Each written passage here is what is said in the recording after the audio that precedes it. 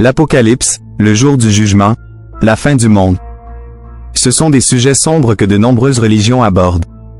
Dans le christianisme, le dernier livre de la Bible, l'Apocalypse de Jean, présente une vision effrayante d'événements cataclysmiques, de cavaliers démoniaques, et même de quelques anges bibliquement précis avec plusieurs yeux, pour ne pas manquer de détails. Ce livre est sans aucun doute le plus étrange et le plus troublant de toute la Bible. Naturellement, c'est un sujet que je devais traiter ici, sur Chemin de Lumière. Vous avez peut-être entendu parler de l'Apocalypse de Jean, mais sans vraiment savoir ce qui s'y passe. Par exemple, quel rôle joue le chiffre 666 dans tout cela? Si vous cherchez à en savoir plus sur l'Apocalypse biblique, vous êtes au bon endroit. J'ai préparé cette vidéo introductive très pratique, on ne sait jamais quand elle pourrait être utile. Avant de commencer, il est important de noter que j'examinerai le livre de l'Apocalypse d'un point de vue laïque et non religieux. Ce livre est hautement symbolique et n'est probablement pas destiné à être pris au pied de la lettre. Ainsi, de temps en temps, tout au long de la vidéo, j'expliquerai ce que certains symboles pourraient signifier, en utilisant les interprétations de spécialistes bibliques. Voilà pour la mise en garde, passons maintenant à l'Apocalypse. Le mot « apocalypse » lui-même vient du grec et signifie littéralement « dévoiler ». C'est en fait pourquoi on appelle ce livre l'Apocalypse, car il s'agit de la révélation de quelque chose, en l'occurrence, la fin du monde. Il existe une riche histoire de ces apocalypses dans l'Ancien Testament, mais elle ne concerne pas nécessairement la fin des temps. Parfois, ce sont simplement des visions saisissantes de l'autre monde, comme un aperçu du trône de Dieu dans le livre d'Ézéchiel ou un rêve mettant en scène 4 bêtes étranges dans le livre de Daniel. Le livre de l'Apocalypse est écrit du point de vue d'un homme appelé Jean. On ne sait pas grand-chose de ce personnage. Ce n'est pas le même Jean qui baptisait les gens dans le Jourdain, ni celui qui a écrit le 4e évangile. Non, il s'agit d'un Jean totalement différent. Il se trouve qu'il y a beaucoup de personnes appelées Jean dans la Bible. En fait, certains spécialistes pensent que ce Jean-là n'a peut être jamais existé. Comme la plupart des livres de la Bible, l'Apocalypse a été écrite et éditée par des auteurs anonymes, et Jean pourrait donc être un pseudonyme. Les spécialistes disent que la partie la plus ancienne du livre a probablement été écrite vers l'an 65 de notre ère, sous le règne de l'empereur Néron, et qu'il aurait atteint sa forme finale vers l'an 95 de notre ère, sous le règne de l'empereur Domitien. Ces deux empereurs, en particulier le premier, Néron, étaient connus pour leur persécution brutale des premiers chrétiens. Ce détail est important pour comprendre la vision du monde derrière l'Apocalypse. Elle a été écrite à une époque terrifiante pour ces premiers chrétiens, et leurs angoisses se retrouvent sur les pages, sous la forme d'une effrayante collection de visions concernant la fin du monde. Venons maintenant au contenu de cette vision. Tout commence sur l'île grecque idyllique de Patmos, où notre personnage principal, Jean, a été exilé. Derrière lui, il entend soudain une voix tonitruante qui appelle son nom. Il se retourne et voit une figure spectrale, baignée de lumière, entourée de 7 chandeliers d'or. Cette personne sans nom, que certains croient être Jésus lui-même, a une apparence très étrange. Il est vêtu de blanc, avec des yeux comme du feu, et de sa bouche sort une épée à double tranchant. Oui, cette description est bien dans le texte, et croyez-moi, ce n'est pas la plus étrange que nous allons voir. Cette étrange figure demande à Jean d'écrire aux 7 églises dispersées à travers la Méditerranée pour les avertir de ce qui va se passer. Une fois cela fait, Jean est immédiatement transporté au ciel. De là, il offre une description spectaculaire de tout ce qu'il voit. Devant lui se trouve un immense trône entouré de 24 petits trônes. Le trône central est si brillant, étincelant comme de nombreuses pierres précieuses, qu'il ne parvient pas à distinguer la figure qui y est assise, mais on peut supposer qu'il s'agit de Dieu lui-même. Cependant, son attention est rapidement attirée par 4 créatures étranges, couvertes d'yeux, qui flottent autour du trône. Bien que la Bible les appelle simplement des êtres vivants, vous les connaissez peut-être sous le nom d'anges bibliquement exacts, des créatures qui sont maintenant bien connues sur Chemin de Lumière. Voici la description qu'il en donne. Autour du trône et des 4 côtés du trône, il y a 4 êtres vivants, remplis d'yeux devant et derrière. Le premier être vivant est semblable à un lion, le second est semblable à un bœuf, le troisième a un visage d'homme, et le 4e est semblable à un aigle qui vole. Chacun des 4 êtres vivants a 6 ailes et ils sont remplis d'yeux tout autour et à l'intérieur. Jour et nuit, sans cesse, ils chantent. Une description très étrange en effet. Un lion ailé, un bœuf, un humanoïde et un aigle, tout couvert d'yeux de la tête aux pieds, chantant éternellement des louanges à Dieu. Mais vous avez peut-être déjà vu ma vidéo sur les anges bibliquement exacts et êtes déjà familier avec ces créatures dans le livre d'Ézéchiel, dans l'Ancien Testament. Dans cette vidéo, j'avais suggéré qu'elle dérivait probablement des chérubins mésopotamiens, connus sous le nom de l'Amazus. Malheureusement, il n'y a pas de roue couverte Dieu, connu sous le nom d'Ophanim, dans ce récit. Pas grand-chose d'autre n'est dit à propos de ces 4 hybrides étranges, si ce n'est que certains voient dans leurs multiples yeux un symbole de la nature omnisciente de Dieu, tandis que d'autres trouvent cette description délibérément effrayante. Personnellement, je comprends pourquoi certains pensent cela. Après sa description des 4 créatures vivantes, Jean voit apparaître une autre créature étrange. Elle est décrite comme ressemblant à un agneau, mais avec 7 cornes et 7 yeux, évidemment. De plus, elle semble avoir été immolée. Beaucoup associent cet être à Jésus, parfois appelé l'agneau de Dieu.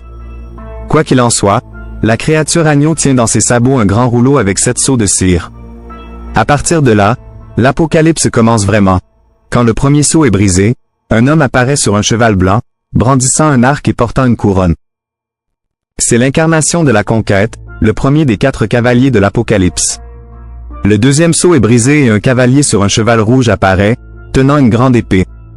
Ce cavalier représente la guerre, assez similaire à la conquête, à mon avis, mais passons. Le troisième seau est brisé, et un cavalier sur un cheval noir surgit, tenant une balance. Ce cavalier incarne la famine. Enfin, le quatrième seau est brisé, et un cavalier sur un cheval pâle apparaît. Il représente la mort elle-même. Avec 4 des 7 seaux brisés, la créature agneau accorde aux 4 cavaliers la mission de détruire un quart de la population terrestre, soit par la violence, la famine, la peste, ou la mort.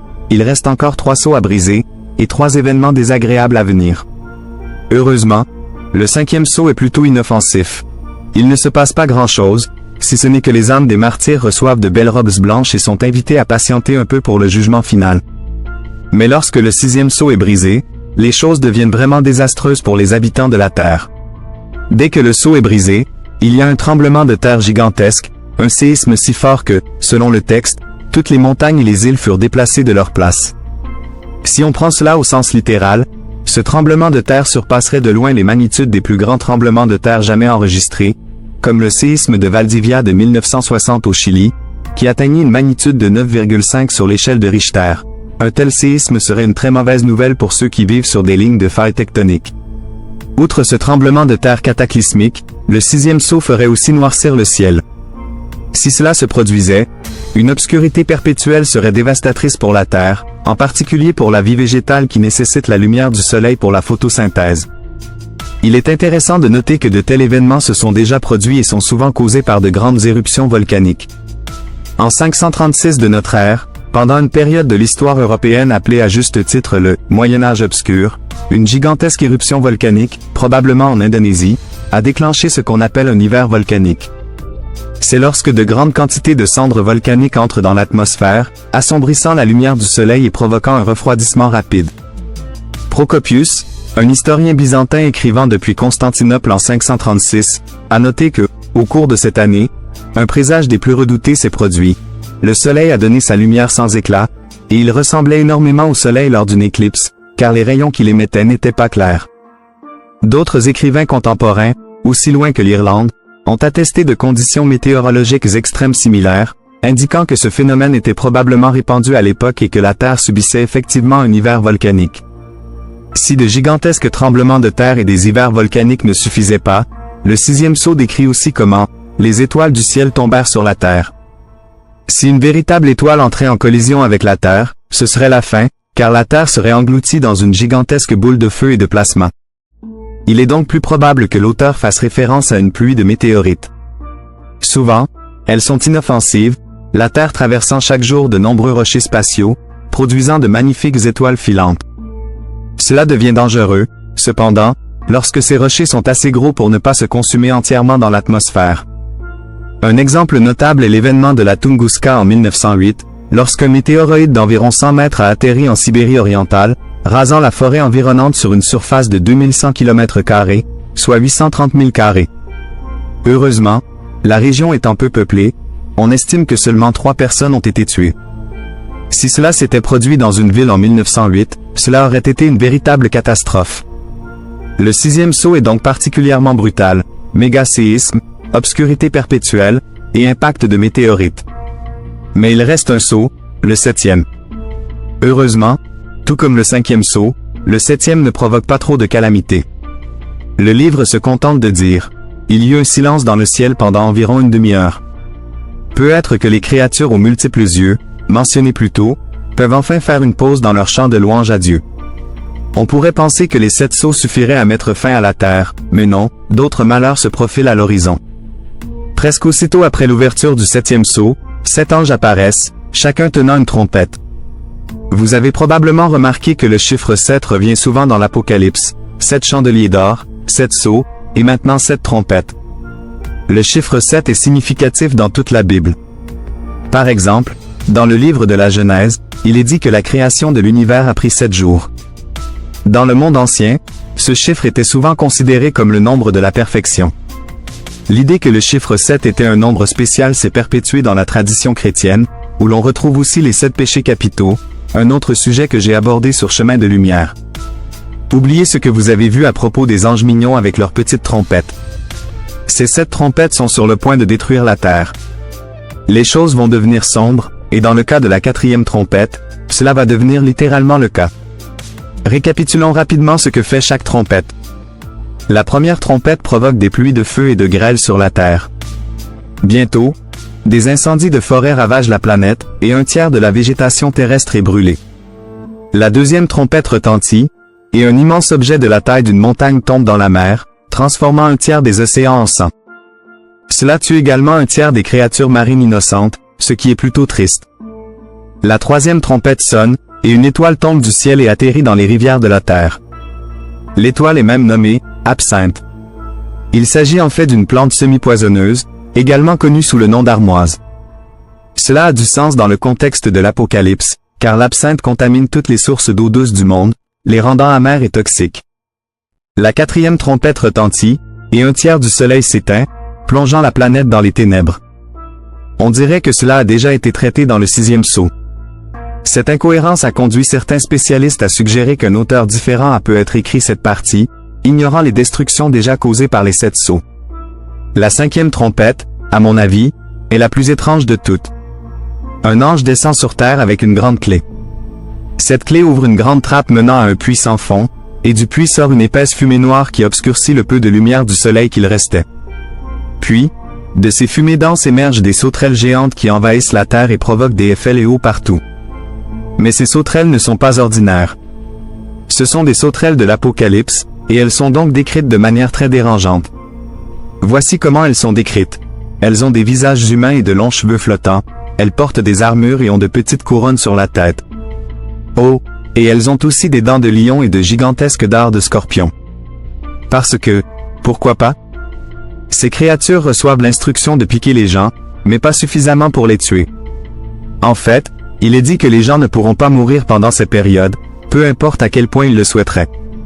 C'est vraiment de quoi alimenter les cauchemars. Mais il reste encore 2 trompettes. La 6e trompette est sonnée, et 4 anges sont libérés pour tuer un tiers de l'humanité. Tous participent à l'extermination d'une partie importante de la population humaine. La 7e et dernière trompette, quant à elle, ne provoque aucune destruction. Au lieu de cela, il y a un petit hymne pour ceux qui sont au ciel, avec quelques éclairs par-ci, par-là, mais aucune destruction majeure sur Terre. À ce stade, j'imagine que le monde est pratiquement invivable. Je commence à penser que qualifier cette vidéo de « guide de survie » pourrait sembler un peu inutile. L'eau est devenue du sang, tout est en feu, il n'y a plus de lumière du soleil, et des sauterelles ressemblant à des manticores géantes piquent les gens. L'Apocalypse de Jean a vraiment fait des efforts pour peindre le tableau le plus désastreux possible. Croyez-le ou non, il reste encore plus de catastrophes à venir, mais cette fois sous la forme de 3 monstres géants. Le premier est un grand dragon rouge avec 7 têtes et 10 cornes, donc 2 des 7 têtes ont chacune 2 cornes. La queue du dragon est si grande qu'elle balaie apparemment un tiers des étoiles du ciel. On découvre que le dragon rouge est en réalité Satan lui-même, qui est soudainement attaqué et vaincu par l'archange Michel. Satan, sous la forme du dragon, est expulsé du ciel et jeté sur terre, où la terre l'engloutit. Après cet épisode étrange vient le clou du spectacle, les 2 soi-disant bêtes. La première bête émerge de la mer. Elle a la forme d'un léopard, mais ses pieds sont comme ceux d'un ours et sa bouche comme celle d'un lion. Elle a plusieurs têtes, et bien sûr, il y en a 7, avec 10 cornes, chacune portant un diadème. L'une des têtes semble cependant être blessée. Après être sortie de la mer, cette bête se met à blasphémer Dieu et à proférer toutes sortes de blasphèmes. Les survivants sur terre, oui, apparemment il y en a encore, commencent tous à adorer ce monstre. Soudainement, la terre s'ouvre et une autre bête étrange sort du sol. Par rapport à la première bête, la description est assez succincte. Tout ce que nous savons, c'est qu'elle a 2 cornes comme un agneau mais parle comme un dragon. Et c'est à peu près tout. Cette bête se promène en disant aux habitants de la Terre à quel point la première bête est formidable et réalise une série de tours de magie pour prouver sa légitimité. Ce personnage est plus tard connu sous le nom de faux prophète, bien que vous le connaissiez peut être sous le nom utilisé dans d'autres textes chrétiens, l'Antéchrist, littéralement, l'anti-messie. Donc, si vous choisissez de croire en ce monstre, c'est une mauvaise nouvelle pour vous. Cette bête parcourt la terre et inscrit un nombre spécifique sur le front des idolâtres, le fameux chiffre de la bête, 666. Quelle est la signification de ce nombre 666? De nombreux spécialistes de la Bible ont suggéré qu'il s'agit d'un code pour l'empereur tyrannique Néron.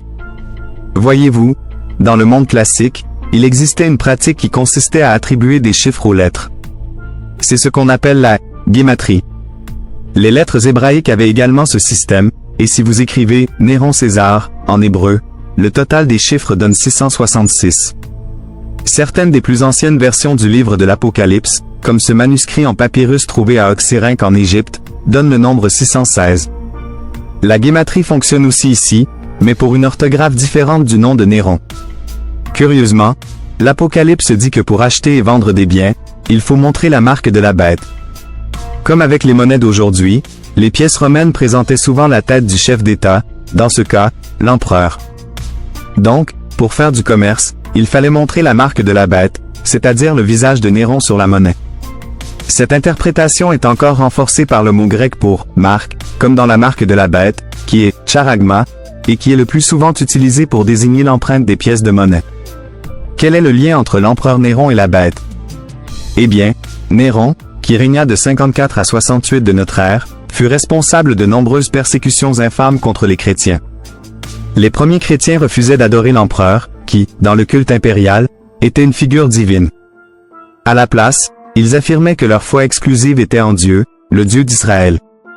Cela irrita profondément de nombreux empereurs romains, et en particulier Néron, qui tenta de les persécuter jusqu'à l'extinction. Il alla même jusqu'à blâmer les chrétiens pour le grand incendie de Rome. Des écrivains contemporains ont rédigé des récits déchirants de toutes les souffrances infligées par cet empereur, comme jeter des chrétiens au lion. En conséquence, Néron devint particulièrement un symbole du mal. Ainsi, lorsque l'Apocalypse parle des gens adorant la bête, cela fait référence à la pratique de l'adoration de l'empereur. Tout ceci est fait en code.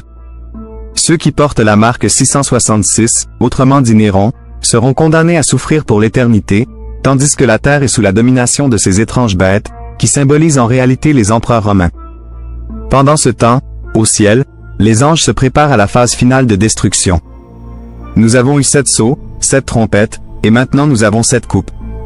Ces coupes sont dites être pleines de la colère de Dieu, peu importe ce que cela implique. De toute façon, les coupes fonctionnent de manière similaire aux sceaux et aux trompettes. Lorsqu'elles sont versées sur la terre, des choses terribles se produisent. Nous y voilà, c'est la dernière phase.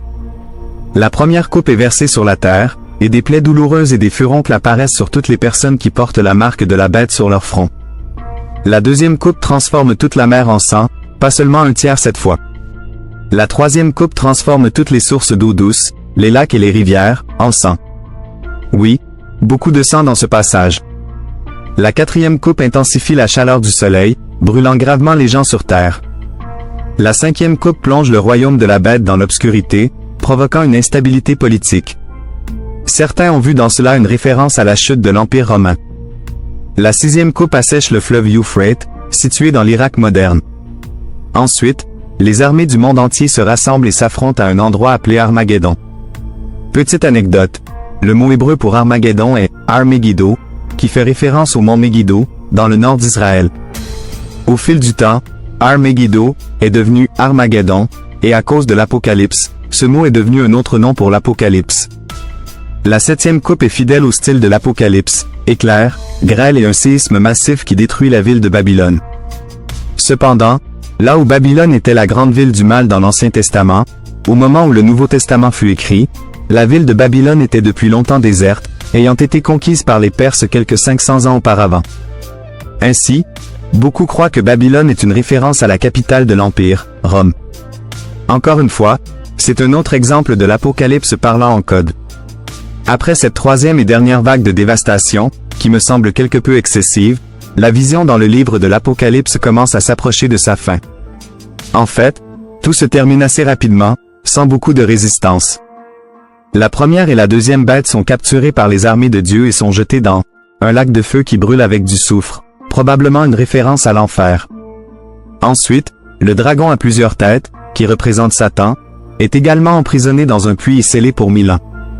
Pendant cette pause de 1000 ans, Jésus descend sur terre pour régner jusqu'à ce que les choses reprennent. Le temps passe rapidement, et les 1000 ans s'écoulent. Satan est alors relâché, et c'est l'heure de l'ultime affrontement épique, digne des proportions bibliques. Cependant, le grand final de la Bible est plutôt anticlimatique. Tout ce qui se passe, c'est qu'un jet de feu descend du ciel et engloutit l'armée du mal. Satan et tous ses monstres sont jetés dans le lac de feu et de soufre pour rejoindre les bêtes, et son influence maléfique prend enfin fin. Le livre de l'Apocalypse se termine sur une note plus positive, avec une vision de ce qu'on appelle la « Nouvelle Jérusalem ». Il s'agit d'une description d'une ville merveilleuse faite d'or massif. Notre protagoniste, Jean, s'efforce de décrire ses dimensions, et il s'avère que la Nouvelle Jérusalem est un énorme cube.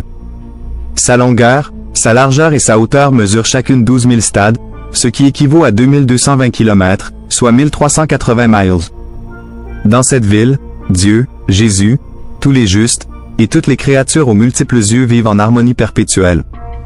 C'est avec cette vision d'une étrange construction de science-fiction que le livre de l'Apocalypse se clôt, et avec lui, toute la Bible prend fin. Ainsi, sans aucun doute, le livre de l'Apocalypse est le plus étrange de la Bible, le concluant dans un maelstrom de feu, de tremblements de terre, de créatures étranges, de chaos et de calamités. Si un tel événement devait se produire, il semble que ce serait une affaire particulièrement désagréable. Dans un livre aussi complexe et intricacé que celui-ci, je n'ai pas réussi à explorer tout ce que ce livre étrange a à offrir, seulement les principales lignes directrices de l'histoire. Si certains aspects de cette vidéo vous ont intéressé et que vous souhaitez que je les couvre davantage, n'hésitez pas à les mentionner dans les commentaires ci-dessous. Un thème récurrent dans ce livre et dans beaucoup d'autres textes du Nouveau Testament est que Jésus reviendra, apportant avec lui la seconde venue et une catastrophe ardente. Les premières communautés chrétiennes croyaient qu'un tel événement se produirait de leur vivant, mais lorsqu'il ne s'est pas réalisé, l'espoir fut transféré aux générations suivantes, et ainsi de suite jusqu'à aujourd'hui. Tout au long de l'histoire, les théologiens et les gens ordinaires ont tenté de déterminer quand l'Apocalypse se produira et s'il y aura des signes avant-coureurs annonçant son arrivée. Souvent, en fait, toujours, ils se trompent de manière spectaculaire, et parfois ils se ridiculisent dans le processus.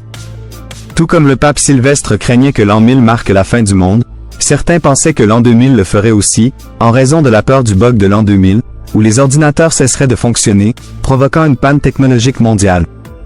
Plus récemment, l'année 2012 fut considérée comme une bonne candidate pour l'Apocalypse, en raison de craintes infondées liées au calendrier Maya, qui conduisirent certains à croire que la Terre était en route pour entrer en collision avec une planète fictive nommée Nibiru. Tout comme le calendrier Maya a continué, le calendrier grégorien a continué, et nous sommes toujours là aujourd'hui. À mon avis, je doute que quiconque puisse jamais prédire quand la fin du monde se produira. Alors, pour l'instant, nous pouvons nous détendre. Les gens se sont trompés dans le passé, alors espérons qu'ils continueront à se tromper à l'avenir. Merci d'avoir regardé cette vidéo. J'espère vraiment que vous l'avez appréciée. Celle-ci a été un véritable plaisir à réaliser. Si vous aimez ce genre de contenu, surtout ces vidéos plus longues, un abonnement, un like et un commentaire font vraiment une grande différence.